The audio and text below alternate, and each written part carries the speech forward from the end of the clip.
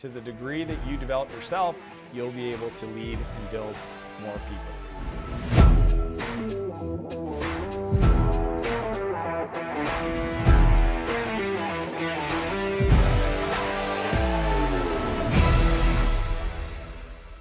What's up, everybody? Dan here. Today I want to talk about the fact that I believe leaders build people. People always talk about what is leadership? What does it mean to be a leader? And my definition is that person has folks that report to them, and those people are developing and growing, and you can clearly see that they are becoming better for having worked with you. I know that's been true for me. So I don't know if you have direct reports, maybe you have one and you're nervous and you're hoping that they like you and that you don't lose them and all these different fears. But the truth is you want to be somebody that they look up to, that they look as somebody that they admire, that you put them in a position to stretch them outside their comfort zone, but give them the support, not leave them hanging. And when I was 21, I learned this from an incredible mentor of mine, this guy named Darcy DeGala, who was essentially the technical lead at this oil company called Syncrude Oil up in Fort McMurray, Alberta. Okay, and fun little story, when I first met Darcy, it was the day before I was trying to give myself my own little haircut, and I accidentally caught a nick and went too high on the sideburns. Maybe you guys can, relate to this. And I ended up going so high that there was only one option, is to shave my whole head. So I show up at the college because Darcy had put the training that day offsite. First day ever meeting him, shaved head, wearing a plaid red dress shirt tucked into khaki pants that were way too big for me, wearing dress shoes because I used to be a skater and I didn't really want to wear dress pants, but I was trying to put my best foot forward. And literally I looked like the most ridiculous person ever. And I remember Darcy opened the door, looks at me, looks me up and down, and just kind of gave this oh man kind of scenario. And the reason why is because I was only 21. And I think he thought he hired somebody who was more like 35. And the whole point of me being hired by Syncrude as a consultant back then was to help them build and deploy their enterprise portal software. So what Darcy did is he gave me 2 weeks to figure this out. I went and I got a library card. I showed up every day. I learned about Gantt charts. I learned about statements of work. I learned about project management. And eventually I became a pretty good project manager and leader of this portal deployment. But what I learned through this process of working with Darcy that I didn't even take notes of. Literally, I look back and realized there was so much opportunity for me to learn even more, but I wasn't even aware at the time. And I just want you to know, maybe you work on a team or you are leading somebody and you're not even aware of the impact that you could be having on this person. Because I know that's true for me. When I think back at Darcy, I've messaged him every year for the last 20 some years and said, thank you. And he laughs. He always smiles. You don't have to say that. I don't know what you think I did. And I'll tell you what he did, man. He showed me what it meant to lead people. He showed me what it meant to build the people and the people build the business. He showed me what it meant to lead with compassion, to manage expectations, to ask world-class questions, all these things. And I want to distill the three things that I seen a true leader do and influence a 21-year-old that's become the person who's created multiple companies where I sit today and have the fortune of leading 100 people across all my organizations, and I've probably been involved in hiring close to 1,000 people at this point in my career. The first thing is that he made problems my solution, right? And here's what I mean by that. I remember one time there was this problem we were dealing with, and Darcy asked me to come into his office, and he was asking me about my thoughts around this problem. And I was, listening to him. And he's so funny the way he did this. Again, it's only in retrospect, after I look back and I go, oh, that little fricker, this is what he was doing. He'd be like, Dan, what do you think we should do here? And I was like, oh, he wants my opinion. I would tell him. And then he would jump out of his chair and he would go to the whiteboard and he would start drawing, but he would put some stuff up there, but it wasn't actually accurate. And then I'd be like, no, you shouldn't do it like that. You should do it like this. And then he would turn and he would give me the marker. And then I would go to the whiteboard and I would draw some stuff and some ideas. And he'd go, oh, okay, yeah. So, and then what would you do with this?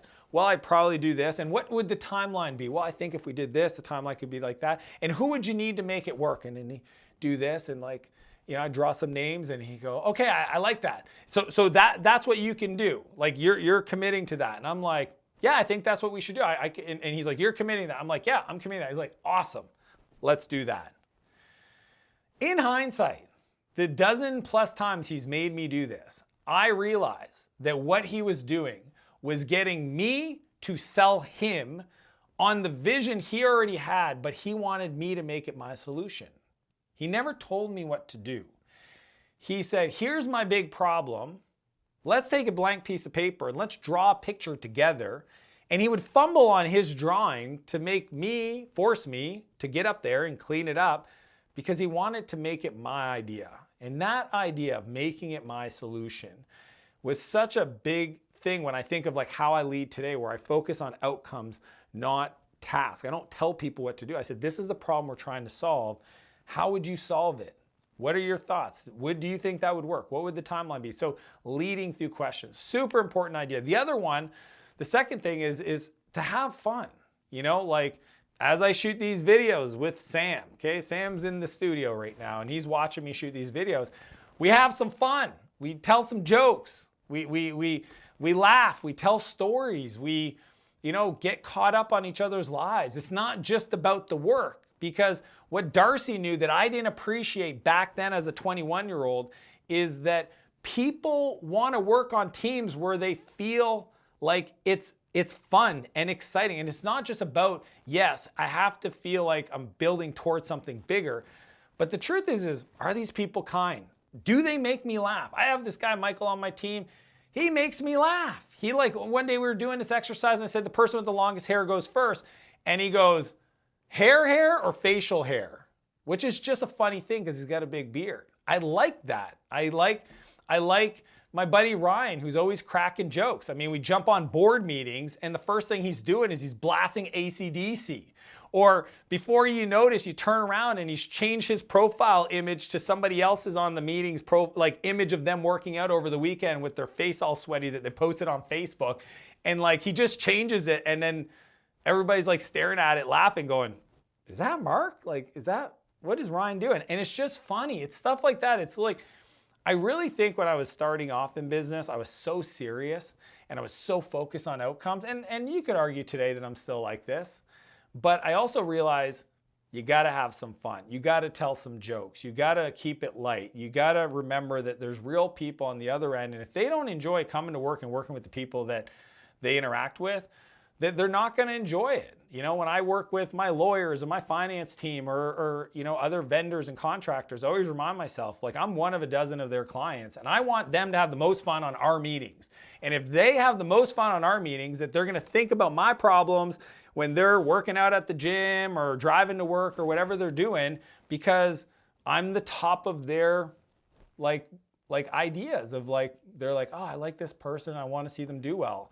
I think that's a really cool idea. So having fun. Darcy definitely showed me, because he was always cracking jokes, making fun of people, celebrating birthdays, etc. Having fun. And then the third thing is, learning how to solve problems. This is the thing that even to today, I was just on a call with somebody on my team trying to deconstruct the challenge they were facing and how to fix it. And one of the things Darcy that was big on was essentially corporate training and learning and development inside of his teams.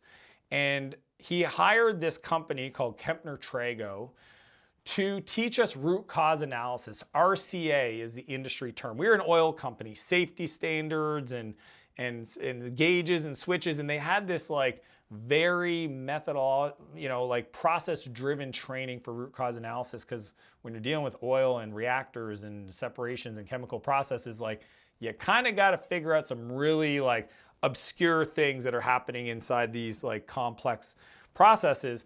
And so that he had access, and he would send us on this training and spend thousands of dollars.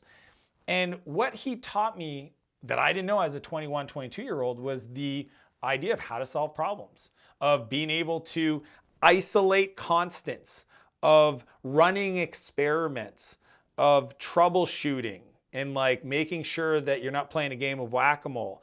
And it's not necessarily about, was Kempner Trago the right training? It was awesome.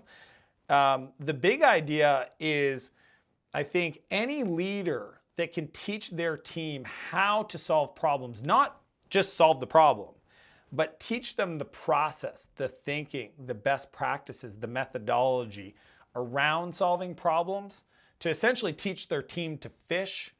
That is one of the most beautiful things that I think you could pass along to anybody that you have the privilege to lead. And that will always stand out for me, is that if you ask me, like, Dan, what's the thing I should be teaching my team? It's teach them how you solve problems, because I guarantee there's something you do that's unique, not even I would probably do, that's a process or approach to how you think about solving problems that you just take for granted. And I love that Darcy taught me. He's like, no, we're going to formalize this. I'm going to hire somebody that I respect, that I've trained with, that I trust, and I'm going to have them teach my team. Obviously selfishly, so that we could all be better for him. But the truth is that, like, he also knew for the rest of life, these people exposed to this process are going to be better at their job. They're going to be better for their teams. They're going to be better at whatever company they end up working for. And to me, that is the sign of a leader, is teaching the principles behind an outcome, not just teaching the thing that you need them to do. So those are the big ideas that I give a lot of gratitude, or I have a lot of gratitude for Darcy around making it my solution, to, teaching me how to whiteboard and come up with the solution, and then getting me to own it, and having fun along the journey, and doing the birthday celebration, and the dress up for Halloween, and just all these fun little quirky things that he would do, and finally teaching me an invaluable skill like solving problems that's applied to my personal life and my professional life and nonprofits I'm involved in. There are still literally things that I teach today to all of you. And I just think that idea of, like, leaders build people, and then there's this philosophy called the law of the lid. And to the degree that you develop yourself, you'll be able to lead and build more people. So that's the big idea. I hope you found it useful. And as per usual, I want to challenge you to live a bigger life and a bigger business. And I'll see you next Monday.